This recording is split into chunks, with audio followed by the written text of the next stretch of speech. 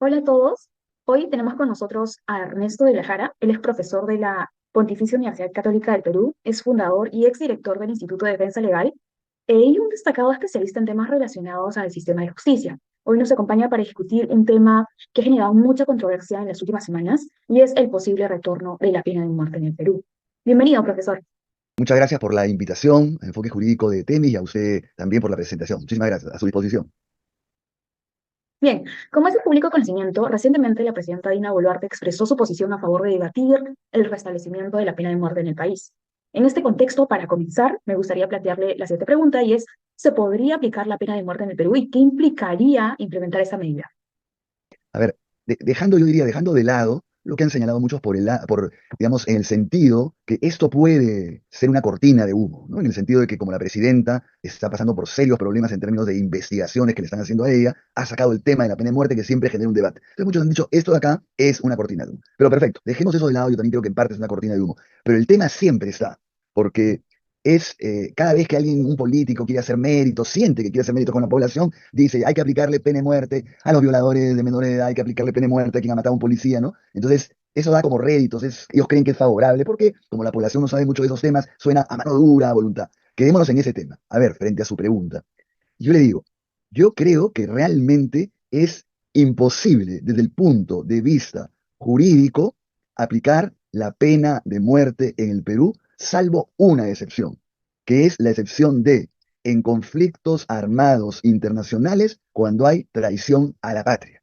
Concretamente, es decir, si hay una guerra, que por favor, creo que muy difícil que haya una guerra internacional ahora el Perú contra otro país o contra en varios países, y de repente en ese conflicto, en esa guerra internacional, se descubre a un traidor a la patria, es decir, un espía peruano que le esté pasando información.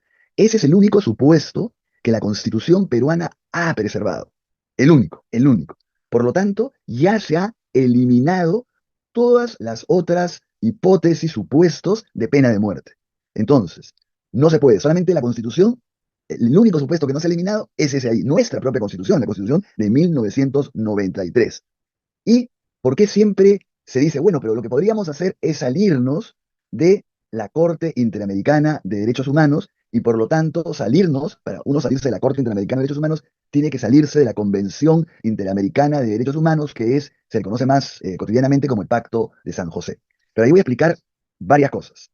A ver, el Perú está adherido, se ha incorporado voluntariamente por el Ejecutivo y por el Congreso en su momento, en primer lugar, a la Comisión Interamericana de Derechos Humanos, que es el primer órgano del sistema interamericano de derechos humanos al cual nosotros pertenecemos, al regional de América, que se llama, digamos, el Sistema Interamericano de Derechos Humanos. Tiene dos órganos. Uno es la Comisión Interamericana de Derechos Humanos y el otro órgano es la Corte Interamericana de Derechos Humanos.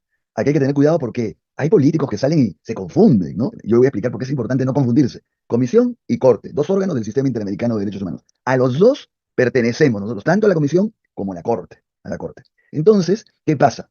A veces sale un congresista y dice, hay que salirnos de la Comisión Interamericana de Derechos Humanos para poder aplicar la pena de muerte. Eso es un error garrafal, porque no, en realidad uno no se puede salir de la Comisión Interamericana de Derechos Humanos, porque para salirse de la Comisión de Derechos Humanos, uno tendría que salirse de la OEA, de la OEA. Y eso es imposible, porque, mire, ni Estados Unidos ni Canadá, que no están en la Convención Interamericana ni en la Corte, no se han salido de la Comisión, porque tendrían que salirse de la OEA. El único país que se ha salido de la Comisión es Venezuela, imagínense, el único, no existe más. Entonces, en realidad lo que se están refiriendo es que ellos creen que si yo me salgo de la Convención Interamericana de Derechos Humanos y de la Corte Interamericana, voy a poder aplicar la pena de muerte. Eso es otra ignorancia y otro error garrafal. ¿Lo explico o quiere repreguntarme algo? ¿O sigo explicándolo? Ya. Continúa, profesor. Sí. Sí, entonces le explico. Miren, a ver, lo que pasa es, hay la propia Convención Interamericana de Derechos Humanos dice, uno puede retirarse de este tratado internacional, que es la Convención Interamericana de Derechos Humanos, y de la Corte Interamericana, porque la Convención creó la Corte Interamericana. Entonces, en la misma Convención se establece un procedimiento para retirarse.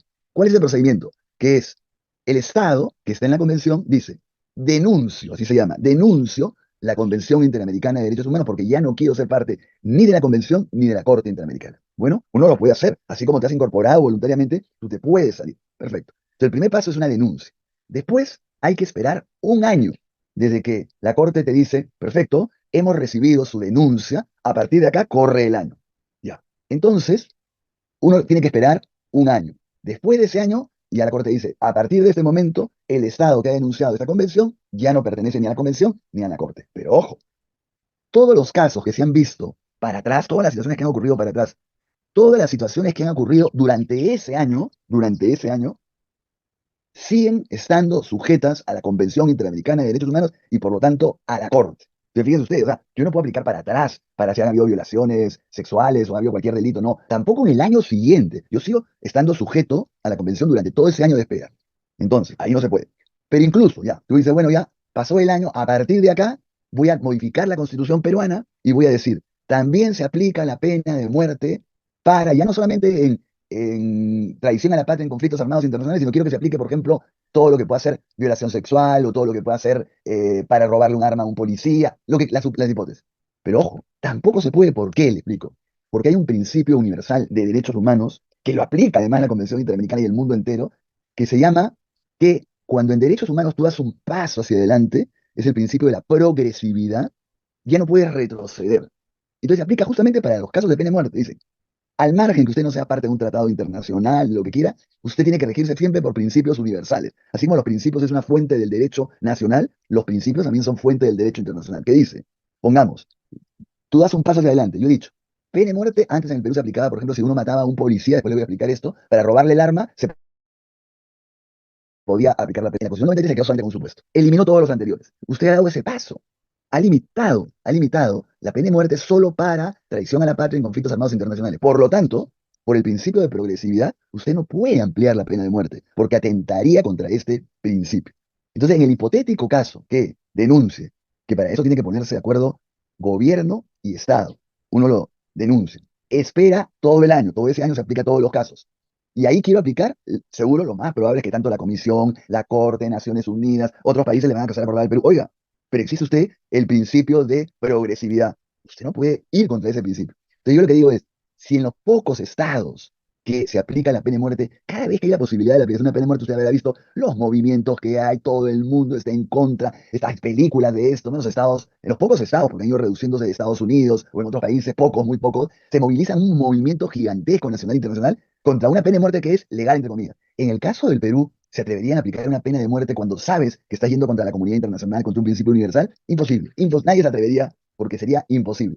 Entonces, por eso, jurídicamente yo le digo, primero, porque estamos en el sistema interamericano, concretamente en la Convención y en la Corte. Pero si aún siguiera todo el procedimiento, demoraría un montón, porque primero tengo que hacer que apruebe el Congreso y que apruebe el gobierno. Después, que pase un año. Después, que la Corte diga ya pasó el año. Durante todo ese tiempo se sigue rigiendo la Convención y por lo tanto no se puede. Pero después, si yo quiero modificar la Constitución, porque tendría que modificar la Constitución, porque en la Constitución dice solo se puede la pena de muerte en lo que yo le he dicho. Por lo tanto, tendría que haber o dos modificaciones con más de 87 votos en el Congreso, o, imagínese usted, tendría que haber una modificación en el Congreso y un referéndum. Pero aún después está este principio que es muy importante, progresividad. Una vez que di un paso adelante en derechos humanos, ya no puedo retroceder. Entonces, sería muy difícil que el Estado peruano desafiara a todo el mundo diciendo yo no respeto los principios internacionales, voy a aplicar la pena de muerte. Inmediatamente la persona podría hacer 1000 recursos ante 1000 organismos y habría pronunciamientos inmediatamente. Eso es desde el punto de vista jurídico, no se puede. Después le puedo decir otros argumentos, pero jurídicamente, y quisiera terminar con contarles una experiencia que hubo ya. No sé si le cuento la experiencia o me quiere repreguntar yo, sí, o lo que usted me diga. Claro, profesor, siga, siga usted. Miren, sobre todo para la gente joven, como usted, y mucha gente que nos está escuchando, a pesar que también hay abogados y todo, yo siempre digo, esto tiene la ventaja de hablar por experiencia. O sea, yo tengo 40 años trabajando estos temas, entonces ya recuerdo muchas experiencias. Siempre hay mucho que uno se remite a la década del 90, porque ahí ocurrieron muchas cosas terribles en la época de Fujimori y Montesinos, y no digo yo, y hay condenas de por medio frente a Fujimori, frente a Montesinos, ¿no? Entonces, además yo, en ese momento fue interesante porque yo estaba trabajando con personas vinculadas a la Comisión Interamericana de Derechos Humanos en Washington. Entonces lo vi muy de cerca. La sede de la Comisión Interamericana es Washington, mientras que la corte está en San José, en Costa Rica. Entonces, ¿qué pasó? Que el gobierno de Fujimori decidió salirse de la corte, justamente ¿para qué? Para aplicar la pena de muerte. ¿Por qué? Porque Fujimori quería aplicar la pena de muerte para lo que era terrorismo agravado. No hablaba de la cadena de violación, sino, bueno, por ejemplo, lo que él consideraba que era terrorismo agravado, que era poner un coche bomba o poder pertenecer a Sendero Luminoso a la cúpula, o ser un profesor y usar las aulas para enseñar algo de terrorismo. Ojo de cuidado, porque suena muy racional, pero lo que pasa es que en el Perú hubo, después se corroboró, miles de inocentes que no tenían nada que ver con el terrorismo, que fueron acusados de terrorismo. Y después podemos decir eso, el error, ¿no? Eso de todos los argumentos en contra de la pena de muerte. Todavía estamos en la parte jurídica. Entonces, se le ocurrió hacer lo mismo que plantean, es decir, vamos a salirnos de la Corte Interamericana. Solo que como Fujimori ya era un gobierno cuestionado internacionalmente, porque había dado un golpe de Estado el 5 de abril del 92, había cerrado el Congreso, todo eso, entonces él se cuidaba mucho de lo internacional. Entonces agarró y dijo, no, no, no, nosotros no nos vamos a salir de la convención, por si acaso, ¿ah? Nosotros no, solamente nos vamos a salir, o sea, la trampita de siempre, de Fujimori, ¿no? Solamente de la competencia de la Corte Interamericana en casos litigiosos, de casos de litigio. Es decir, entonces lo que quería era decir, Fujimori decía, nos vamos a mantener en la comisión, nos vamos a mantener en la convención en todo, pero solamente nos vamos a salir de la corte, pero tampoco no en todo, solo en lo que es casos de litigio. Se llamaba la competencia contenciosa de la corte. ¿Para qué? Para que si yo quiero aplicar la pena de muerte, no pueda haber una denuncia ante la comisión que la lleve a la corte por estar aplicando mal la convención. Entonces hizo esa trampita. Uy, todo el mundo comenzó a debatir, ¿y ahora qué hacemos? Porque era hábil, entre comillas, porque claro, no estaba, entonces el mundo no le podía decir, oiga, ¿cómo usted denuncia la Convención Interamericana cuando ningún país más que las dictaduras lo hacen? Quiere decir porque usted efectivamente es una dictadura, porque no tiene que tener, te salía por y decía, no, no, no, no, yo voy a seguir en la comisión, en la convención y en la corte. Solamente me voy a salir de esta partecita que es la competencia contenciosa de la corte. Solamente lo que es el litigio en la corte. Vivísimo, Fujimori. Bueno, perfecto. Un grupo de sociedad civil, nos movimos y fuimos ante la comisión y la corte, decir que acá había, por supuesto, una trampa. Entonces, que se pronunciara sobre este intento tramposo que estaba haciendo Fujimori. Y, por supuesto, Fujimori ahí es cuando yo estaba en Washington y vi cómo Fujimori mandaba a unos juristas de mucho peso, así como ahora hay juristas de peso pero comprometidos con la toma de instituciones, con todas las violaciones de derechos humanos, salen algunos juristas, ¿no? Incluso algunos profesores de nuestra casa, ¿no? Y de repente salen a defender esto como si fueran una cuestión académica, técnica. Igual, yo estaba en Washington trabajando ahí y veía mi profesor tal había venido en representación de Fujimori a convencer a la comisión y a la corte que ellos lo único que querían era eso, perseguir la convención. Y por supuesto yo les decía, mentira, falso, lo que ellos quieren es la pena de muerte. Y les explicaba porque, claro, no estaban tan acostumbrados a tanto cinismo, ¿no? Bueno, por suerte, al final la corte interamericana le dijo a Fujimori, oiga, no se lo dijo así, ¿no? Pero yo estoy haciéndole el lenguaje cotidiano. Le dijo, mejor lo voy a decir primero correctamente. La Convención Interamericana tiene un camino para salirse de la Convención. Y ese camino es la denuncia, esperar un año, mientras tanto, todo lo que yo le he explicado. Y solamente lo que es posible es salirse totalmente de la Convención y de la Corte. No hay ninguna parte de la Convención que diga que usted se puede salir solo de una partecita. Por lo tanto, su solicitud que había hecho el gobierno de salirse, inadmisible, inadmisible. O sea, como yo decía, fue la primera vez que yo vi que internacionalmente un tribunal internacional le dio a un gobierno, no sea tramposo. Eso no está previsto en la convención, porque eso le dijo. O sea, se lo dijo en los términos que yo he dicho primero, pero voy a decirle, oiga, usted cree que nos damos cuenta de la trampa. Entonces tuvo que retroceder para que vea que no, acá hay que tener mucho cuidado en las trampas, que yo solamente me voy a salir, y no. O sea, es muy claro, y lo más probable es que si lo hiciera el gobierno y el Congreso actual, la Corte le va a decir, ojo, pero recuerde usted que no puede implantar la pena de muerte en casos que ya usted las eliminó. Porque además también yo le digo, si yo viera que hacen eso, inmediatamente otros organismos de la sociedad civil este, veríamos la manera para que la comisión o veríamos una fórmula, porque usted sabe que en la Corte también se puede hacer una acción consultiva, se llama, consultiva. Entonces, pero no se puede preguntar cosas tan concretas, pero uno podría preguntar, en general, los gobiernos, los países que han eliminado la pena de muerte para determinados casos, ¿podrían volverlo a poner para esos casos? Uno hace una consulta así. Entonces la Corte, eso se llama la acción consultiva, va a responder y va a decir no, lo que yo le he explicado al principio de progresividad. Entonces, desde el punto de vista jurídico, no hay ninguna posibilidad. Y yo creo que, si bien los congresistas no lo saben por sí mismos, porque desconocen, entonces usted me había dicho que confunden comisión con corte, nos vamos a salir de la Comisión Interamericana, oiga, lo que usted está diciendo es de la Corte, pues no puede de la Comisión. La Comisión fue creada por la declaración de la OEA y la Corte, antes de la Corte, y la Corte fue creada por la Convención Interamericana y después se constituyeron en dos órganos, Comisión y Corte, del sistema interamericano. Ese es el argumento jurídico que también está, como yo les digo, en la Constitución, porque si lograran lo de la Corte, que con todo lo difícil que es, tendrían que modificar la Constitución. Entonces ahí también es, imagínense lo complicado que es. Ahora, eso es lo jurídico. Después hay el error, lo que pasa si es persuasivo o no, pero me quedo ahí para si usted me quiere repreguntar, que le explique más, si es que no ha quedado claro, lo que usted quiera. Sí, profesor, ha sido muy claro con su explicación. Usted menciona que el único supuesto para la aplicación de la pena de muerte son en casos de traición a la patria. pero el artículo 140 de la Constitución también establece esta sanción para casos de terrorismo. Entonces, ¿podría detallarnos entonces el por qué no se aplica la pena para este supuesto? Porque, mire, está muy bien lo que pregunta. Yo, para no confundirlo, no metí ese tema en el primer momento, pero después iba a ver la manera de ponerlo y usted ha hecho muy bien de preguntármelo. Es cierto que también, si uno revisa la Constitución, se va a encontrar con el artículo 140 y dice, en caso de terrorismo, también la pena de muerte. Ya. ¿Qué pasó? ¿Qué pasó? Fíjense. Tiene que ver con lo que yo le estaba contando, que Fujimori tenía en mente aplicar la pena de muerte en casos de terrorismo. Entonces, él intentó dos vías, la modificación de la Constitución y el salirse de la Convención y de la Corte, pero como yo les he explicado, haciendo trampa, muy típico de esa época, y de esta también, la trampita, ¿no? No me voy a salir totalmente de la Convención, sino solamente me voy a salir de una partecita que es que no me puedan denunciar litigiosamente ante la Corte. Por ejemplo, por eso él decía, yo voy a poder seguir en la acción consultiva ante la Corte. Decía él, yo voy a seguir ahí, yo estoy sometido a la comisión, todo, pero solamente esta partecita. Eso declaró inadmisible. Pero la otra vía que hizo Fujimori fue, bueno, vamos a ir ganando tiempo y vamos a adecuar la Constitución. La Constitución ya decía, solo se puede aplicar pena de muerte en caso de conflicto armado internacional, traición a la patria.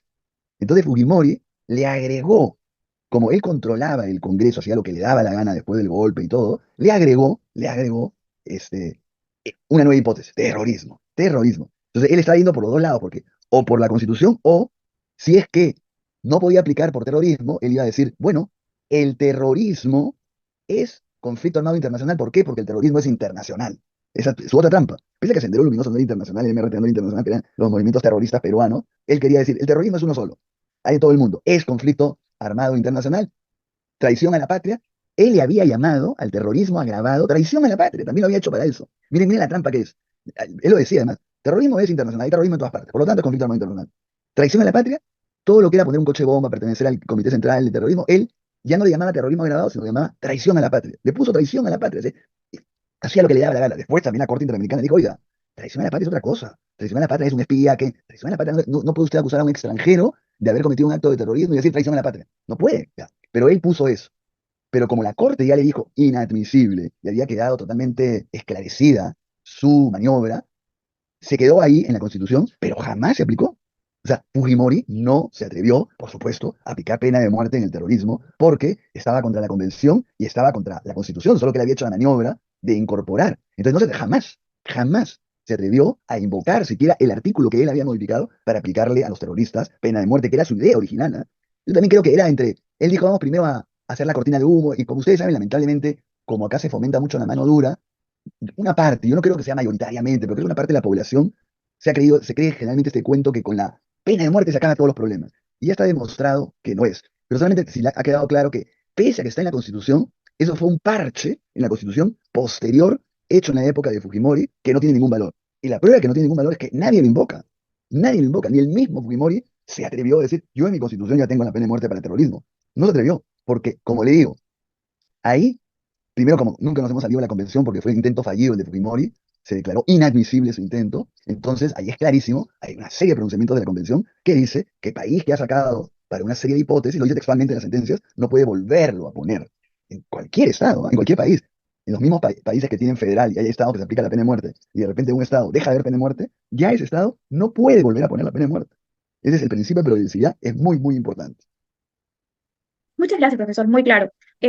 Y con respecto a si el Perú denuncia la Convención Americana, o sea, sabemos que la Convención Americana sobre Derechos Humanos es un pilar fundamental en la legislación de muchos países. Entonces, me gustaría saber, y me gustaría que explique un poco por qué es importante estar en esta convención. Ya. Bueno, mire, eh, claro, yo diría que evidentemente el Perú es signatario como un país autónomo con soberanía, ha optado por adherirse, por firmar, por ser parte de casi todos los tratados internacionales de derechos humanos. Muchos.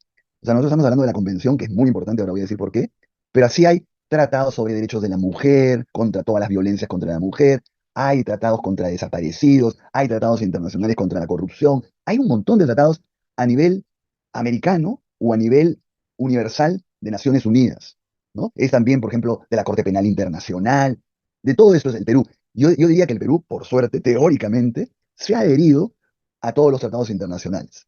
Porque es muy importante, porque país que no se adhiere a un tratado internacional de derechos humanos es como, ahora le voy a explicar, es como estar diciendo, ojo, yo quiero violar los derechos humanos en mi país. Se ve muy mal, se ve pésimo. Y dentro de esos tratados internacionales, uno que es fundamental es la Convención Interamericana de Derechos Humanos, donde, digamos, esta convención tiene muchos años, desde los 80, de la década de los 80, que el Perú es parte de este tratado.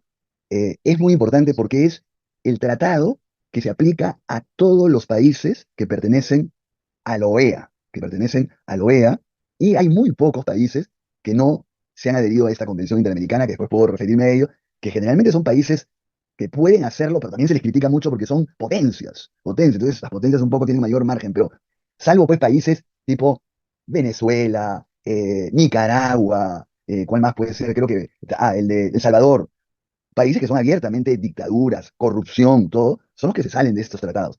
Pero ¿por qué es importante la convención? Primero, como le digo, es el convenio que rige el sistema interamericano de derechos humanos. Hay diferentes sistemas regionales de protección de los derechos humanos. Está el americano, es este sistema interamericano. Después también está, por ejemplo, el europeo, el sistema europeo, que también tiene una especie de tratado de la Unión Europea y también tiene una especie de corte, igual que la Corte Europea, igual que la Corte de San José. Después también está hay un sistema, por ejemplo, africano, son los sistemas regionales. Entonces la convención regula todo este sistema regional de derechos humanos. Ahora, fíjense, es un tratado, yo diría, importantísimo y a la vez elemental, esencial, porque protege los derechos fundamentales básicos, esenciales. Como yo le digo, después hay una serie de tratados internacionales que van desarrollando más la no discriminación por identidad sexual, la violencia contra la mujer, todo, pero este es el básico. Es decir, como un piso ético mínimo, mínimo. Entonces, acá es oportuno decir que los tratados de derechos humanos tienen una característica, una naturaleza muy especial que hay que comprenderla, ¿no? Pongamos, si hay un tratado internacional entre Perú y Chile sobre el mar, obliga al Perú y a Chile, el Estado peruano se compromete frente a Chile y el Estado chileno se compromete frente al Perú. O por ejemplo, hay un tratado de libre comercio, son cuestiones económicas entre los estados. Pero cuando es un tratado de derechos humanos es muy interesante porque yo me comprometo frente a todos los estados de mi región, con la Convención Interamericana, yo digo, el Perú se compromete frente a todos los estados de la región americana que va a respetar los derechos humanos.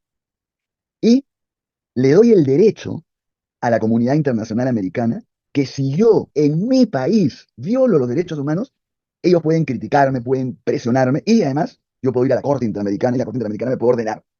Entonces, por eso es que no se puede agarrar y decir, ¿qué se mete la Corte Interamericana? ¿O qué se mete otro país diciéndome, ¿por qué voy a...? No, por ejemplo, porque hay una serie de países que le han dicho al Perú, ¿qué hacen aprobando esta ley contra las ONGs que va contra la sociedad civil? O me preocupa lo que están haciendo con la Junta Nacional de Justicia, han firmado un montón de países. Entonces, por supuesto, salen los congresistas de este Congreso y dicen, nuestra soberanía nacional. No, porque cuando yo he firmado la Convención Interamericana de Derechos Humanos, le he dicho al resto de países de la región, yo me comprometo a no violar los derechos humanos en mi país, en mi país. Eso es lo interesante del Tratado Internacional de Derechos Humanos, que cada país se compromete a no hacer una barbaridad, que es violar los derechos humanos. Y si yo violo los derechos humanos, el resto de la comunidad internacional me puede decir, oiga, usted se comprometió a respetar voluntariamente. Entonces yo le estoy diciendo, usted está violando tal y tal derechos humanos. Entonces eso es lo primero, lo importante que hay que tomar, la naturaleza especial, las características especiales de los tratados internacionales de derechos humanos como la Convención Interamericana, que es importantísimo. Es decir, es un compromiso de un país frente a muchos otros países de cómo me voy a comportar yo, Estado peruano, en mi propio país frente a mis ciudadanos. ¿Se dan cuenta? Entonces, yo estoy cediendo una parte de mi soberanía. Yo no puedo adelgazo mi soberanía. Pero ojo, es muy importante, no la estoy cediendo para que vengan a invertir donde quieran, para que hagan lo que quieran. No, estoy diciendo yo no voy a violar los derechos humanos. Y ahí entramos al otro punto. ¿Qué derechos humanos protege la Convención Interamericana de Derechos Humanos? Los esenciales, los básicos. El derecho a la vida, el derecho a la integridad física, el derecho a que por lo menos en teoría se le reconozca la educación a todos, la salud, o que yo no puedo discriminar a la mujer, ¿no es cierto? O no puedo discriminar, tampoco, o no puedo, o sea, ya no, lo que estoy diciendo es, antes se decía también en lo nacional, en mi casa yo hago lo que quiero, de la puerta para adentro, en mi casa, yo hago lo que me da la gana. Entonces uno podía escuchar que estaba pegándole un hombre a una mujer o a un niño, y yo hago lo que quiero en mi casa. Ahora no, ¿no? Tocas el timbre, va la policía, entra, igual con los países. Cuando yo firmo la Convención Interamericana, ya no digo, yo en mi país hago lo que quiero, no, mentira. Usted está obligado a respetar los derechos humanos en su propio país y frente a sus ciudadanos. Entonces la Convención Interamericana, si uno la va leyendo, que es muy bonita además, se da cuenta que estoy sacrificando mi soberanía por algo esencial, pues reconozco que todos tienen derecho a la salud, reconozco que salvo por una causa, yo no me pueden impedir el desplazamiento por mi país, la libertad sindical, las cosas de ese tipo, el derecho a elegir y ser elegido, todos los derechos que uno se puede imaginar, porque ahí entra el concepto de derechos humanos, ¿no? Recuerden que el concepto de derechos humanos se impone, gana terreno, después de la Segunda Guerra Mundial. Después de la Segunda Guerra Mundial, cuando la humanidad se da cuenta que somos salvajes, o sea, que es terrible lo que podemos hacer en términos de violaciones de derechos humanos. Entonces los países se dan cuenta de eso y después de la Guerra Mundial, comienzan a aprobarse los tratados de derechos humanos. Entonces comienza la Declaración Universal de los Derechos Humanos, ¿no? Hasta ya todos los regionales que les digo. Entonces es muy importante darse cuenta que cuando yo estoy defendiendo la Convención Interamericana de Derechos Humanos, no estoy defendiendo cualquier cosa, sino es lo esencial. O sea, acuérdense que los derechos humanos son los derechos que tiene toda persona, sin excepción alguna, por el hecho solo de ser persona. ¿Porque es qué? Porque son derechos esenciales. Entonces a mí nadie me puede ni decir, te reconozco tus derechos o te quito tus derechos. No. Si yo soy persona, solo por el hecho de ser persona, tengo los mismos derechos. Y no hay ninguna posibilidad de exclusión, ni por género, ni por religión, ni por situación socioeconómica, ni por, ya no se dice raza, pero por nada que tenga que ver con el racismo, con el sexismo. No hay ninguna razón, no hay ninguna explicación para que te puedan quitar a ti los derechos humanos. No existe. Entonces, ese es un avance de la humanidad, un avance, es lo esencial. Yo no estoy diciendo, la Corte Interamericana me puede controlar a ver si cómo yo quiero, cuál es el sistema de elección de jueces y fiscales. No, eso depende de cada país. Pero claro, si yo pongo un sistema que digo, las mujeres no pueden postular, no puedes. ¿Por qué? Porque estás discriminando a una mujer. Y eso está en la Convención Interamericana, que no se puede discriminar a nadie, más a una mujer que es más del 50% de la población. ¿Sí? Sí, recientemente Janet Tello, presidenta electa del Poder Judicial, calificó el retorno de la pena de muerte como absolutamente inoficioso y un retroceso en una sociedad civilizada. Esa opinión podría considerarse como una postura institucional. En ese sentido, me gustaría saber qué opinas sobre esta declaración. ¿Podría ser esperanzador, considerando que los dos poderes del Estado, tanto el Ejecutivo como el Legislativo, parecían estar alineados con la propuesta de la pena de muerte? Bueno, lo primero que me siento muy reconfortado de ver a una joven que está muy enterada de la situación, que plantea temas importantísimos, que me parece, una de las cosas que me encanta enseñar en la universidad, que lo hago con mucho gusto hace más de 35 años, es que motivar a la juventud que se interese por lo que está ocurriendo, bueno, ustedes son un ejemplo de eso, ¿no? Que por lo que está ocurriendo en el país es tan importante la participación de todos, y también de la juventud, por supuesto, ¿no? Pero a ver, yo antes de entrar a este tema que es muy importante de lo que ha dicho la presidenta del Poder Judicial, Janet Tello, y lo que usted ha comentado sobre lo que está ocurriendo con los jueces y fiscales, para no olvidarnos, yo quería decir que lo de la pena de muerte hay que verlo por un lado, lo jurídico, como hemos explicado. Imposible, no se puede. Jurídicamente, cada vez que digan que va, hay que decirle, esta persona está tratando de engañar, no se puede jurídicamente, por lo de la convención, pero además, si se lograran salir de la convención, no podrían por el principio de progresividad, y ya Fujimori lo intentó, todo lo que he dicho, hay que tenerlo claro. Pero por otra parte, yo creo que ya es retrógrada plantear así nomás la pena de muerte. O sea, ahí hay que decir, nos están subvalorando a los peruanos y peruanas. Nos creen que somos unos ignorantes, que no nos damos cuenta. Ya se ha demostrado N veces. O sea, hay experiencias, estudios, países donde se ha tratado de terminar con determinados delitos con pena de muerte y no se ha acabado. Entonces acá también quiero contar algo muy interesante que poco se sabe, pero miren, con- contra lo que se cree, y nadie saca esa experiencia, lo van a poder hacer ustedes, hubo una época en el Perú donde se aplicó la pena de muerte. Se aplicó la pena de muerte. Y hay un extraordinario estudio sobre eso que lo hace Matilde Raes, que es una psicóloga que, fíjense ustedes, fue la única mujer que llegó, la primera mujer que llegó a ser general de la policía. Ella era psicóloga y se incorporó al hospital de policía. Y cuando tú eres profesional y te incorporas al hospital de policía, te dan grados, o sea, eres policía. Entonces ella fue ascendiendo y fue general, la primera mujer, porque ahora hay varias, ya no sé si ahora, porque antes, pero de repente ahora ya no hay, pero ella fue la primera general de la policía, entonces conocía a la policía, tenía uniforme, se ponía uniforme en la policía. Entonces ella hizo una investigación de la pena de muerte que se aplicó en la época de Morales Bermúdez. Miren, o sea, después de Velasco vino Morales Bermúdez. Estamos hablando del comienzo de los 70. ¿Por qué? Porque en esa época, como en el Perú era difícil conseguir armas, era una cosa terrible lo que ocurría, ¿no? Antes, porque ahora no había en esa época las cámaras de seguridad, todo. Entonces, por ejemplo, uno iba a un banco y siempre no había un personal de seguridad, sino había un policía con su arma. O de repente, pues, contrataban para entrar a un supermercado a un policía. Entonces los ladrones, la mafia, mataba a este policía para robarle el arma. Entonces era terrible porque perdía la vida humana de una persona que estaba al servicio por quitarle el arma y es usar esa arma en atracos a bancos y todo. Entonces era muy terrible y tristísimo de ver cómo la gente... Entonces, por supuesto, pena de muerte, pena de muerte. Entonces, ahí se aprobó pena de muerte, no había algo, la convención, no había nada, no había una constitución. Entonces Morales Bermúdez, además que era militar, todavía estábamos bajo una dictadura militar, ya no de Velasco, pero sí una dictadura militar, dijo pena de muerte, no hizo ningún problema, pena de muerte. Y se aplicó, se le puso la pena de muerte como a 8 personas. Y se aplicó como seguidos, ¿eh? Bueno, esta Matilde Ráez, como trabajaba en el hospital de policía y era policía, decidió hacer una investigación y fue entrevistando a todos los condenados a pena de muerte que estaban esperando la aplicación de la pena de muerte. Entonces la primera pregunta que les hizo es, oiga, ¿usted sabía que si lo agarraban le iban a aplicar la pena de muerte? Porque se había hecho una gran difusión, ahora va a haber pena de muerte para quien mata a un policía. Todos contestaron, sí, sabía. Sí, sabía, sabía. Pero, ¿y eso no lo inhibió a cometer el delito sabiendo que le iba a costar la vida? No, porque yo estaba decidido por otras razones. Primero pensé que no me iban a agarrar. En segundo lugar, sí, el beneficio que iba a obtener era mucho mayor. Entonces, sí sabía, pero, ay, ¿qué vamos a hacer? Es decir, no fue un estudio muy concreto que las personas que cometieron el delito sabían que había pena de muerte y que se eran capturados y iban a aplicar la pena de muerte. Y en ese momento estaban para ser aplicados la pena de muerte. Ese fue un elemento muy importante del estudio. Pero el segundo elemento más importante, ¿por qué se dejó de aplicar la pena de muerte en estos casos? Porque le aplicaron, imagínense lo que era aplicar la pena de muerte, era pues todo el país convulsionado, van a aplicar la pena de muerte a esta persona desgraciada que ha matado a un policía por robarle el arma. Entonces no era un hecho que pasaba desapercibido. Y sin embargo, los asesinatos contra policías para robarle el arma se incrementaron. Se incrementaron. Nadie dejó de los que querían el arma de hacerlo porque había una pena de muerte aplicándose, miren usted. Entonces es un caso muy concreto. Pero así hay mil estudios que el delincuente que quiere cometer un delito, digamos, no es tan disuasivo, o sea, determinante el que haya pena de muerte o el que la pena sea muy elevada. Porque las motivaciones para cometer este tipo de delitos son otros que tienen que ver con problemas más complejos. Entonces, ese es el otro gran argumento. Ya se ha demostrado que la pena de muerte no es disuasivo, no es lo fundamental. Bueno, puede tener un cierto efecto, no.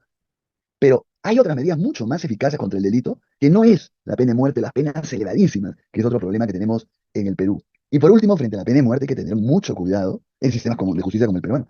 Hay mucho error, mucho error, mucho error. Ya, imagínense, imagínense, o sea, han habido casos anteriores a los que yo le he contado que se ha aplicado pues a Pichus o a una serie de personas que se decía que había violado a una menor de edad y habían aplicado la muerte, estamos hablando ya de décadas del 60 anteriores, puntuales, y en ese momento no había, por ejemplo, ni la prueba ADN, ni todas estas pruebas, no había. Y posteriormente, cuando ya han ocurrido muchos años que se han aplicado la pena de muerte, se ha podido hacer estas pruebas y se ha determinado que la persona que se le había aplicado la pena de muerte era inocente. Y eso ocurrió en el Perú y en muchos países del mundo. Entonces, imagínense lo terrible que es para nosotros. Le aplicaste la pena de muerte a un inocente, porque una vez que comienza la pena de muerte es terrible, ya no hay serenidad y todo. Y, o sea, es, digamos, no se puede jurídicamente, no es disuasivo. En tercer lugar, el error. Y por último, miren, ya hablan de aplicar la pena de muerte a violaciones, a violadores de, de personas menores de edad, por poner la primera hipótesis, porque una vez que se comienza ahí van a decir también terrorismo, también violadores en general. Entonces, va. En el Perú, el delito de violación sexual de menores de edad es increíble. Eso es lo que nos debería llamar la atención. Es el segundo delito de la población penitenciaria que hay en el Perú. El segundo, el único país del mundo. Entonces, lo que hay que darnos cuenta es, ¿qué pasa en el Perú? ¿Qué pasa en el Perú? Ya, pongamos que sean 8.000, 9.000 personas por este delito. ¿Que vamos a aplicarle la pena de muerte a 8.000, 9.000 personas, por favor? O sea, y además todos los días hay que vamos a aplicarle, que vamos a tener no sé, pues un ejército de fusilamiento que todos los días vamos a estar fusilando. Posible. Lo que hay que evaluar es decir, ¿qué pasa en el Perú? Que las personas creen que se puede violar a mujeres en general y a... yo, por ejemplo, estoy viendo ahora como abogado el caso de una amiga cuya hija de 17 años menor de edad fue violada, fue violada. Entonces, a mí me quedo espantado de ver, por ejemplo, ese tema que no se le da importancia, ¿no? Veo al violador, porque estoy en los interrogatorios, todo eso es un violador de joven. Él tiene en la cabeza, porque eso es lo que ha escuchado de su familia, de su propia pareja, de su madre, de su padre, que las mujeres tienen la obligación de contentar sexualmente al hombre y que finalmente es sexo, es nada más. ¿Qué es lo que va a hacer grave una violación? No es consciente del daño terrible que le ha hecho no solo a la mujer, a todo su entorno, de sus padres, de sus hermanos, de sus amigos. O sea, les ha arruinado la vida. No entiende, no entiende. Entonces, yo digo, imagínense esta persona que se le busca educar en los colegios, en la familia, en los medios de comunicación. Decirle, oiga, la violación es gravísimo, es traumática. Además, en fin, ya usted sabe perfectamente, pero por ahí va el camino. Prevención, educación, pero no es que no voy a hacer nada, vas a hacer mil cosas, campañas, desde hasta, miren, hasta que en el colegio se enseñen a las mujeres a defenderse, por supuesto, a los hombres también, ojo. Yo he visto casos, muchos casos de violación de mujeres durante la época de la violencia política y también de hombres. Solo que los hombres, más difícil que denuncien, tienen otras connotaciones, es mucho menor, pero también hay mucho abuso de niños, todos sabemos, ¿no? Entonces ya, yo le quería decir, redondeando para pasar a la otra parte, ¿no? Jurídicamente no se puede por todo lo que he explicado de la Convención Interamericana de Derechos Humanos y por lo de la Constitución. En segundo, todo el intento que hubo de Fujimori. En segundo lugar, no es persuasiva. Les he puesto investigaciones hechas en el propio Perú de RAES. En tercer lugar, el error es muy preocupante lo que sería en el Perú. O sea, por favor, todo el tiempo hay errores garrafales en todo. Imagínense con pena de muerte. Y en cuarto lugar, hay miles de casos de violaciones. Entonces, ¿qué cosa es? O sea, seríamos pues un Estado que mataría miles de personas por año. Y lo otro es que esto de la pena de muerte nos impide pensar realmente qué ocurre en nuestro país con el caso de la violación, que requiere una política pública muy drástica. Ahora, ojo, por supuesto, al que se le agarra violando, tiene que darle todo el peso de la ley y una condena severa. Yo no estoy diciendo que no. Parte del asunto hay que sancionar, claro, pero no con pena de muerte.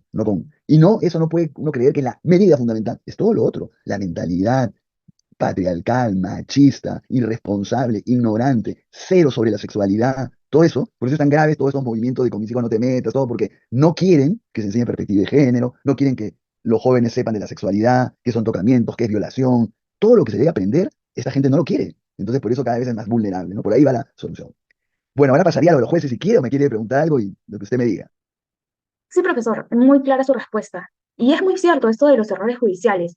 Es interesante, el caso que usted menciona, es el caso de Jorge Villanueva, conocido como el monstruo de Armendáriz, quien fue acusado de violar a un menor, fue fusilado en el año 57, y hasta hace poco, de hecho el 12 de diciembre, se cumplieron 67 años de su ejecución y aún persisten dudas sobre su responsabilidad.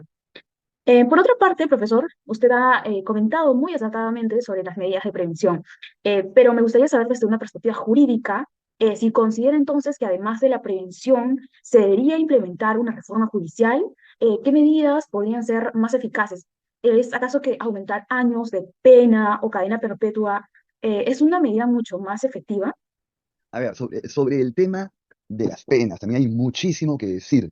Pero mire, a ver, yo le digo que eh, yo abriría un abanico de posibilidades, un abanico de posibilidades en cuanto a la pena. Yo sí creo que, en general, no a la impunidad. ¿Qué significa no a la impunidad? Significa que todo delito cometido debe ser sancionado y debe ser sancionado con una pena proporcional al delito. Es un principio universal que yo lo defiendo totalmente, ¿no? Frente a todos los delitos. Claro, hay diferentes delitos, pero igual, yo creo que todos los presidentes que han cometido corrupción están bien investigados, están bien enjuiciados y deben ser condenados proporcionalmente al delito. Igual, todo lo que es golpes de Estado, todo lo que está pasando ahora de atentar contra la institucionalidad democrática, todo eso es delito. En su momento deberá ser investigado, procesado, con todas las garantías siempre del debido proceso y sancionado. Más aún, imagínense, todo lo que pueda ser delitos vinculados a la libertad sexual. Es gravísimo, ¿no? Entonces, por supuesto, debe ser investigado, procesado con todas las garantías del debido proceso, sancionado proporcionalmente. Eso es no a la impunidad. Y así como es importante respetar la libertad personal, todo eso, las garantías del debido proceso, como digo, también es muy importante el derecho y el deber del Estado y de la sociedad a sancionar el delito, el no a la impunidad. ¿Por qué? Porque si todo el mundo sabe que el delito no es sancionado, es como una luz verde. Ah, bueno, ¿por qué todos nuestros presidentes, la gran mayoría robado? Porque no me va a caer encima. A mí la justicia no se mete con nosotros los poderosos. De repente encontraron una justicia que se ha metido. Por eso están tan desconcertados. Pero igual, por eso sí me parece importante. Pero ojo, fíjense, es falso, yo le estoy diciendo, de la población penitenciaria del Perú, los que están en la cárcel, si uno ve qué delitos han cometido, el segundo delito es violación sexual. O sea, hay un montón de gente en la cárcel, un montón de gente en la cárcel por violación y con penas severas. Ahora, a la vez, yo creo que en el Perú, cada vez que se quiere combatir o el delito de violación sexual o la inseguridad en general, se hace tres cosas. Uno, se crean más delitos. Entonces dice, ahora, desde ahora, si la persona se rasca la cabeza, delito. Entonces van aumentando la lista de delitos. En segundo lugar, van a decir, vamos a elevar la pena. Ah, es 35, vamos a ponerle cadena perpetua. No, estoy en una entrevista. En tercer lugar, se prohíben beneficios penitenciarios. Entonces, una vez que te condenan a cadena perpetua, ya no tienes ningún beneficio penitenciario, ni porque trabajas, ni porque te rehabilitas, ni porque ha pasado 15 años y eres otra persona. No, ya no puedes. Entonces, eso es lo que siempre se hace. Incluso yo me burlo y pongo ejemplos. Hay una congresista que yo le puse de apodo la congresista pena de muerte anterior, porque lo único que salía a declarar siempre en los medios de comunicación pedía la pena de muerte. Porque eso, entonces yo le puse la congresista pena de muerte. Entonces le encantaba, porque era durísima, pena de muerte, yo mataría a todo el mundo, pena de muerte, pena de muerte, pena de muerte. Que se crean estos delitos más, más. Y yo sacaba y decía, mire, la congresista pidió pena de muerte, no, cadena perpetua para estos tres delitos. Estos tres delitos ya tienen cadena perpetua. Ya tienen. Que se informe primero, no, pero es que no importaba decir cadena perpetua. Entonces, oh, como usted comprenderá, entre cadena perpetua, ponerla a una persona que tiene 70 años, 25 años, es cadena perpetua. Y lo otro, acuérdense que el fin de la pena, por un lado, es obviamente sacar de la sociedad a la persona que es peligrosa, que puede cometer un delito, eso, una parte de sanción tiene. Pero a la vez también una sociedad democrática tiene que buscar la posibilidad de la rehabilitación, la posibilidad. No todo el mundo puede ser rehabilitado, pero yo diría que un gran porcentaje, yo he participado en muchas experiencias de rehabilitación en Lurigancho, en Castro Castro, y es impresionante los resultados que dan las experiencias de rehabilitación. Ahora, claro, cuando uno comienza a hablar de esto, dice, uy, este es un mano blanda, quiere que ya comenzó con el rollo de la pobreza. No, al revés, está demostrado en otros países que por ahí es la solución a combatir la inseguridad o concretamente la violación sexual. Entonces, yo digo, a ver, por supuesto que tiene que haber la posibilidad de condenar a una persona por violación sexual a cadena perpetua. Tiene que haber.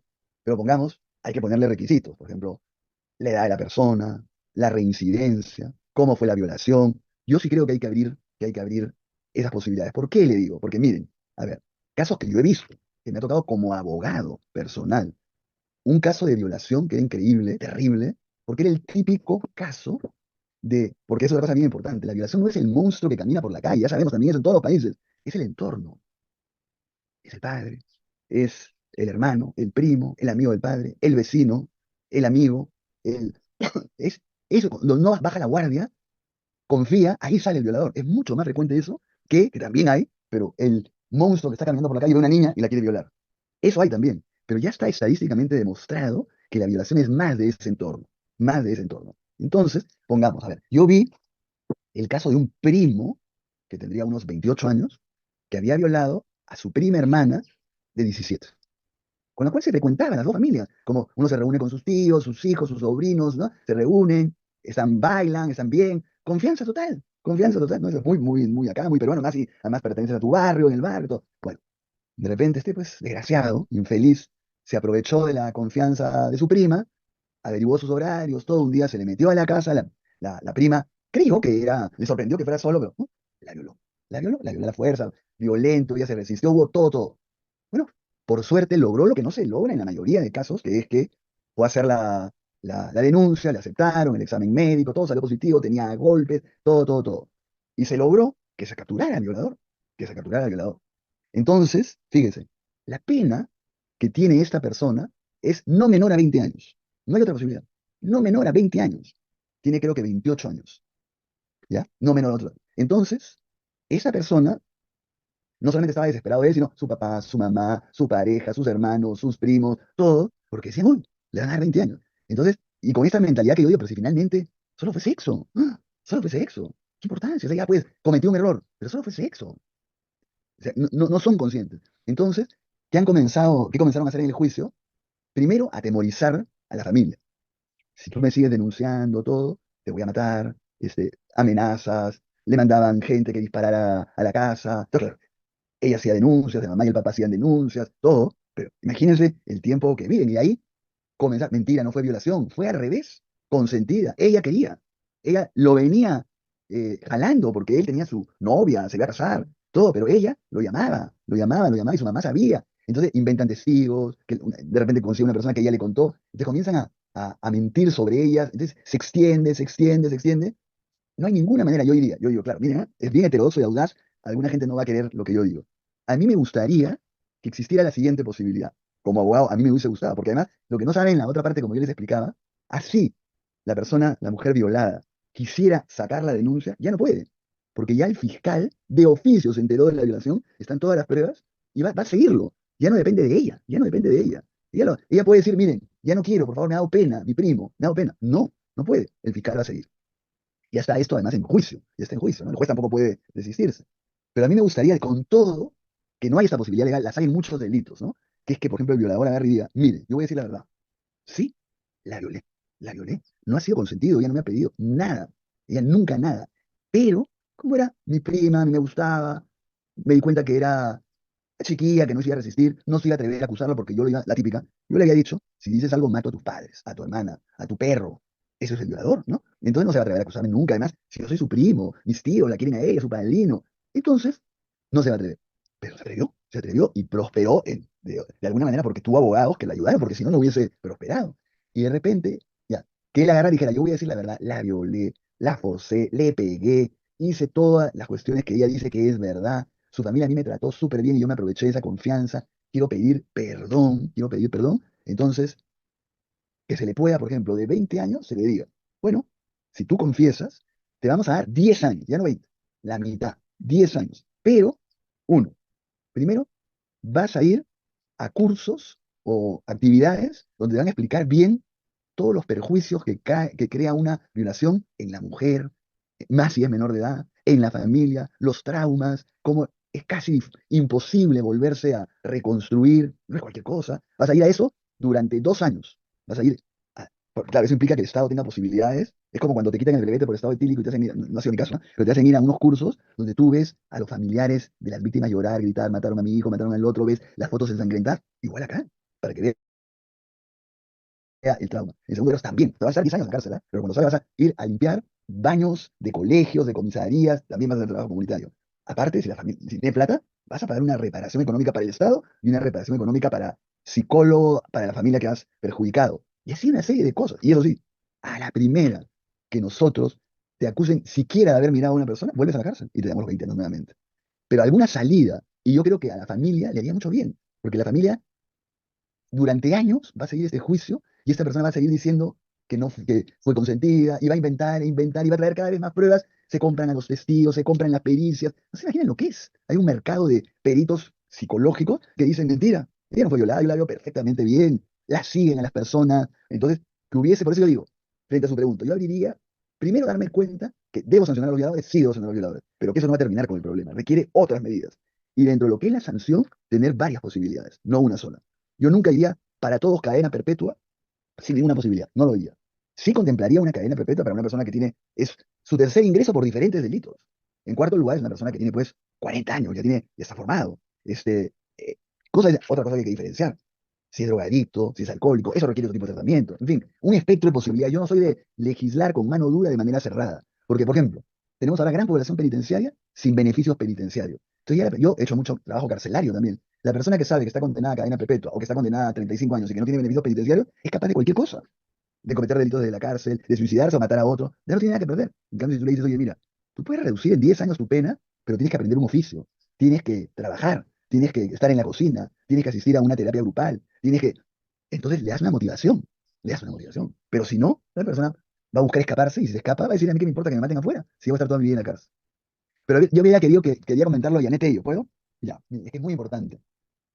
Fíjense, justamente Yanet Tello es una jueza hace décadas que ha trabajado mucho el tema de derechos de la mujer y contra la violencia de la mujer. Ya hace muchísimos años viene del mundo de la sociedad civil, de las ONGs que trabajaban en estos temas, pero hace décadas que es jueza y creo que ha sido muy positivo que salga ella. Ahora, como yo digo, tenemos que verla jugar su partido. Ahí vamos a ver. Me parece muy bien que haya reemplazado al anterior, a Évalo, que creo que ha hecho un desempeño fatal, pero tengo mucha expectativa en Janet Tello, ¿no? Ahora, miren, pero es muy interesante ver el Perú está viviendo una etapa absolutamente inédita en lo que es jueces y fiscales. Yo, como les digo que tengo 30, 40 años viendo estos temas, es primera vez que lo veo. Pero más lo interesante es que es positivo. Yo que he sido soy muy, muy crítico de los jueces y fiscales, ahora se ha abierto un capítulo que yo pensé que ya no lo iba a ver y lo estoy viendo, que es lo siguiente. Hay un sector de jueces y fiscales que están peleando por su propia institucionalidad y por la democracia en general del país. Fíjense, ojo, es un grupo significativo, ¿no? Porque antes han habido lo que Luis Pázara llamaba los jueces disidentes. Había uno que otro juez disidente, era un buen juez. Ahora no, es un grupo significativo. Están divididos, ¿ah? Hay muy buenos jueces y fiscales y pésimos jueces y fiscales. Pero lo novedoso es que tenemos un gran grupo de jueces y fiscales que están actuando bien. Voy a poner ejemplo. Vamos, comenzando por Yanete, en el sentido de que ahora había que elegir en la Corte Suprema al nuevo presidente de la Corte Suprema. Y podría haber, no hay reelección inmediata, no podría haber seguido Arévalo, que hubiese sido terrible, pero habían candidatos de la línea de Arévalo. ¿Cuál es la línea de Arévalo? De recibir el premio de Dina Boluarte cuando está prohibido. Él no debió recibir el premio. O estar a favor de tumbarse la Junta Nacional de Justicia, él estaba a favor de la propuesta de Chaiz. ¿no? Cosas de ese tipo. Bueno, podría decir muchas cosas de Arévalo, pero ya pasó. Entonces, podría haber salido alguien que seguía en la línea de Arévalo. Sin embargo, los Supremos, porque el presidente se elige todos los vocales supremos titulares, eligieron a Yanet Tello, que tiene una trayectoria democrática, pro derechos de la mujer, por perspectiva de género, pro derechos humanos, y por eso es que todavía no ha habido el cambio de presidencia, porque esto ya fue elegido el jueves de la tercera semana de diciembre, pero recién el 2 de enero hay el cambio. Pero ya Yanet Tello debe haber dicho a Arevalo, oiga, yo ya quiero pronunciar. Han salido y se han pronunciado y han dicho, miren, estamos en contra de todas estas leyes que ha dado el Congreso, a favor del que, imagínense, los vocales de la Corte Suprema salen a decir que el Congreso está aprobando leyes en contra del Poder Judicial, en contra del Ministerio Público, a favor del crimen organizado, a favor de la minería ilegal. O sea, fíjense lo grave que es, pero a la vez que positivo. Pronunciamiento de jueces. Llamando al Congreso a decir, oiga, deje de aprobar esas normas, no nos vamos a amedrentar, nosotros vamos a seguir ejerciendo nuestra función y llamando al país, a la ciudadanía, a defender la institucionalidad democrática. Entonces, ojo, hay que darse cuenta que está bien el pronunciamiento porque no es que estén diciendo nosotros salimos a que voten por tal candidato a la presidencia o estamos en contra del programa de... No, cosas que son sus atribuciones. El Poder Judicial y el Ministerio Público debe ser independiente. El Congreso no se puede meter con ellos. No pueden por ley decir cómo deben resolver la prisión preliminar. No deben decir por ley cuándo procede un amparo o no procede un amparo. Eso no pueden hacer. Nosotros somos independientes, tenemos unas facultades establecidas en la Constitución y en los tratados internacionales. Y además, ustedes están dando leyes que perjudican la investigación del crimen organizado. Y eso, que todavía no se había denunciado la red de prostitución. O sea, ¿dónde estamos? O sea, el intercambio de votos, sexualidad, por favores, de prostituta. Bueno, entonces, no es el primero. Mira, entonces, toda esta línea de pronunciamientos del Poder Judicial, que no ha sido el primero. Lo que pasa es que los anteriores han sido, eh, por ejemplo, Arevalo votaba en contra. Entonces salían por mayoría. Ahora han salido todos los vocales supremos titulares, por mayoría. También ha habido pronunciamientos muy importantes de todos los fiscales. Han salido fiscal de la Nación, el anterior Villena, con todos los fiscales superiores, todos los fiscales provinciales, todos. Ha salido este juez ante la Comisión Interamericana de Derechos Humanos, denunciando ante la Comisión Interamericana lo que está haciendo el Congreso frente al Poder Judicial, frente al Ministerio Público. Hay un montón de pronunciamientos a nivel de jueces, de fiscal. Por otra parte, la pelea que ha dado la Junta Nacional de Justicia, que también tiene que ver con el sistema de justicia, es importantísima, pero ojo, cuidado, no ha terminado. El Tribunal Constitucional acaba de dar una resolución favorable, no estoy diciendo que ya la haya aceptado, pero va a revisar el caso de Patricia Benavides, de la fiscal de la Nación destituida por la Junta Nacional de Justicia por cosas gravísimas, haber favorecido a su hermana, que estaba siendo investigada por haber recibido coimas de narcotraficantes poderosísimos. Ha favorecido eso, por eso la han destituido. Y sin embargo, van a revisar el caso. Imagínense, puede volver a ser fiscal de la nación. Entonces, por un lado está todo esto, los pronunciamientos, las salidas. Lo otro, que es muy importante también, es que están procediendo amparos y habeas corpus correctamente, porque siempre ha habido el abuso del amparo y habeas corpus de manera incorrecta, ¿no? Por ejemplo, Keiko Fujimori, Ollanta, Nadien, usaron el habeas corpus para salir en libertad con un tribunal constitucional que en mayoría falló a favor de ellos, a mi modo de ver, incorrectamente. Pero acá no, acá la Junta Nacional de Justicia agarra y dice, oigan, a mí me ha destituido el Congreso, digamos, me ha inhabilitado el Congreso, a Vázquez y a Inés Tello, porque nosotros interpretamos que nosotros nos debíamos quedar hasta los 5 años del mandato. Entonces, no hay falta grave, no se ha respetado, entonces el Congreso les da la razón, perdón, el amparo les da la razón. Están, a través de los amparos y los habeas corpus, están haciendo justicia, pero para eso son los amparos y los habeas corpus. Y en tercer lugar, muchos jueces y fiscales están inaplicando las leyes del Congreso. Están diciendo, miren, acá yo tendría que liberar a todos estos. Entonces, yo no voy a aplicar esta ley del Congreso, voy a usar el control difuso que está previsto en la Constitución. Cuando una ley es contraria, claramente contra la Constitución, aplico la Constitución. Entonces, nunca se ha visto que están aplicando un montón de normas. Entonces, estamos ante jueces y fiscales que están usando los pronunciamientos, los amparos, los habeas corpus, las medidas cautelares, el control difuso para protegerse del control político de las normas, o sea, del Congreso y del gobierno, que están unidos, contra la institucionalidad democrática. Y eso es positivo, favorable, constitucional. Pero insisto en la idea, sin embargo, tenemos, pongamos ya, fiscales que están en la otra orilla. Vamos a poner ejemplos. ¿Cómo puede ser posible, miren ustedes, que Gustavo Gorriti, periodista de investigación, que por transparencia, quiero decir, he trabajado en el IDL 15 años con Gustavo, él en IDL Reporteros, yo era un director o estaba en Justicia Viva, ¿no? No juntos, pero de la misma institución, soy muy amigo de él, pero por eso mismo, lo conozco totalmente y pongo mis manos al fuego al 100% por Gustavo Gorriti. ¿Cómo puede ser posible que el que ha denunciado toda, antes que los fiscales comenzaran a investigar acá el caso Odebrecht, Gorriti 2 años antes ya había destapado la parte peruana del fenómeno Lavajato? todos los audios de la vergüenza, que se ven a todos los jueces de Nostrosa negociando violación sexual de una menor de edad. Todo eso fue denunciado por Gorriti. Y sin embargo, Gustavo Gorriti tiene ahora una investigación fiscal. O sea, imagínense, ojo, estamos todavía en la etapa preliminar, claro, pero a la vez, para que estar en la etapa preliminar, tiene que haber un nivel de sospecha importante de la comisión de un delito. ¿Y de qué se le acusa a Gorriti? Que el ex asesor de Patricia Benavides Villanueva, como testigo, ha dicho que Gorriti controlaba el Ministerio Público. Él dominaba el Ministerio Público y él dominaba una sola persona, él de una ONG con tres, cuatro personas más, dominaba a Vela, a Domingo Pérez, a Pablo Sánchez, controlaba el sistema, el hombre más poderoso del Perú, que además cercó a Alan García para que Alan García se suicidara. Eso es el nivel de acusación que hay, imagínense. Entonces, como él dice, esa es una investigación hostil, porque no hay, y ha merecido pues todos los pronunciamientos nacionales e internacionales, que eso es un atentado contra la libertad de expresión y todo. Bueno, Estado de Gorriti. Entonces, ese sector fiscal no está en la línea que yo estoy diciendo. La fiscal de la Nación a mí me ha sorprendido, yo me alegré, pese a que bien el anterior fiscal de la Nación no lo estaba haciendo mal, ¿ah? No lo estaba haciendo mal, pero perdió. Todos los fiscales supremos votaron por Delia Espinosa, que no tenía nada incorrecto tampoco. Y de repente, Delia Espinosa la he visto, por ejemplo, hablar que le parece mal que Domingo Pérez y Vela, que es una cosa que yo soy partidario que hay que cambiar de chip porque estamos muy atrasados, salgan de vez en cuando a los medios de comunicación a defenderse. Ella dice, no, tiene que ser centralizado, no desordenado, tiene que, oiga, todos los días vemos cómo tratan de crucificar de manera brutal a Vela y a Domingo Pérez.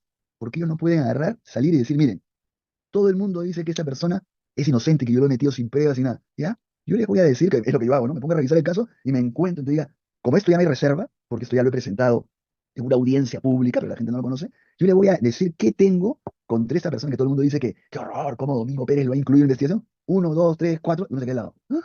¿Qué es lo que me pasa a mí cuando yo voy y busco el caso? Pero no todo el mundo lo puede hacer. Entonces, ¿por qué no va a poder salir a explicar, a decir, porque es muy importante, y en todos los países del mundo eso ocurre, salen los jueces y fiscales, no hablar tampoco de lo que quieren a aplicar? Por ejemplo, ¿por qué he pedido prisión preventiva frente a tal persona? Yo creo que ya hay una sospecha fuerte y en segundo lugar hay el peligro de fuga. Como ya eso lo he expuesto en una audiencia pública, se lo voy a explicar a los televidentes. Miren, acá nadie intentó, tomó clases para alterar su grafía frente a... Eso es alteración de prueba, y además habían sacado pasajes con sus hijas en épocas escolares para Francia. Ah, ¿por qué no lo puede decir? Lo dice. ¿Por qué lo otro es, salen todos los abogados de los imputados, como juristas académicos, nuevamente digo, algunos de nuestra casa de estudio, de nuestra alma mater, la universidad, y dicen, yo soy un académico, yo enseño en las universidades, yo voy a opinar, no sé cuánto, no puede haber lavado de activos en las campañas, porque esto, porque el otro, pero él no agarra, por ejemplo, yo he dicho, yo soy amigo de Gustavo Ritti, yo trabajo con Gustavo Ritti, por si acaso, pero tengo argumentos a favor de Gustavo Ritti, porque él debería decir, por si acaso, yo soy abogado del imputado tal, que me va a pagar $3 millones. O llevo 10 casos de lavado de activos. Mi estudio es un estudio penalista que lleva 10 casos de lavado de activos. Entonces, lo que yo diga ahora me va a convenir a mí. Yo no digo que no declare, que declare, pero que la ciudadanía sepa que él no va como académico solamente. O sea, ¿ustedes creen que todos los que salen ahora son académicos? No, salen porque les interesa. Y por eso es importante también la igualdad de armas, ¿no? Que los jueces fiscales puedan también salir y contestar y decir, mire, este abogado ha mentido. No es cierto que Barata no lo haya acusado. Barata sí lo ha acusado. Porque miren acá, ¿se da cuenta? Entonces, esa es otra cosa muy importante, que los jueces y fiscales, también es la diferencia, están tratando, no es cierto como dicen figuretis, salen todo el tiempo. No, de vez en cuando, por ejemplo, Domingo Pérez. Ahora, yo conozco el caso, es nuevamente este refrito de un desbalance patrimonial que está investigando a Keiko, a Ollanta, a Nadine, a Toledo, a PPK, a Susana Villarastro. Justo en ese momento, él va a hacer un ilícito, un desbalance patrimonial de comprarse un carro sin plata y que todo el mundo lo vea. Oiga, tendríamos que sacarlo por neto. Es obvio que es una manera. Sin embargo, no puede salir a contestar. No puede, a pesar que ya ha contestado en 50.000 sitios que se trata de un vehículo que vendieron él y su esposa, los dos, sus dos carros y se compraron un tercer carro, entre los dos trabajan, los dos aportaron y sale la suma. No puede salir a los medios y decir, miren, oiga, esto ya lo aclarado, acá está la compra, no puede, porque la nueva fiscal, que a mí me sorprende, me pareció muy bien, ha creado un vocero, que además es una excelente persona, Víctor Cubas. Pero yo creí que este vocero iba a salir de vez en cuando, ¿cómo se llama? eh, También los fiscales en algunas ocasiones podían salir. Yo le digo, ¿por qué Domingo Pérez? Es su honor, su dignidad, su cargo. Además, como ustedes comprenderán, se le ha abierto investigación a Domingo Pérez. Ahora el fiscal puede sacarlo, se le puede suspender de todos los casos. Todos los casos caerían, porque este fiscal que tiene 4 o 5 años en cada caso, volver a comenzar un fiscal del caso es terrible. Se le puede pedir prisión preventiva, se le puede pedir allanamiento, ¿no? O sea, han sentado como Guatemala al fiscal en el banquillo de los acusados. ¿Se dan cuenta? Entonces, eso es muy importante lo que yo les digo. estamos divididos y hay que tratar de ubicar siempre de qué lado está este juez y de qué lado está este fiscal. Pero como le digo, lo más importante es que tenemos ahora jueces y fiscales defendiendo la institucionalidad democrática, persiguiendo a la corrupción. Y Anet Ello, por suerte, está en su trayectoria en este grupo de jueces y ojalá que siga activamente ahí, ahí, por supuesto. ¿Sí? Muchas gracias por su explicación tan detallada. Sin duda es una perspectiva realmente interesante y amplia con respecto al tema de los jueces y fiscales. Definitivamente un tema bastante amplio también y muy interesante, por cierto. Hay mucho de qué hablar y será ocasión para una próxima entrevista. Le agradecemos mucho por compartir su experiencia y conocimiento en un tema tan complejo y controversial. Antes de despedirnos, ¿hay algo más que le gustaría agregar? Una sola cosita, con el mayor gusto, porque yo trabajo mucho este tema de sistema de justicia, administración de justicia, anticorrupción, derechos humanos, pero solamente decirles aprovechar, si usted quiere, lo pone, si no. Pero tal vez se ponga en la matrícula del próximo semestre, del 2025-1, se abra el curso Sistema de Justicia electivo en la Facultad de Derecho, electivo.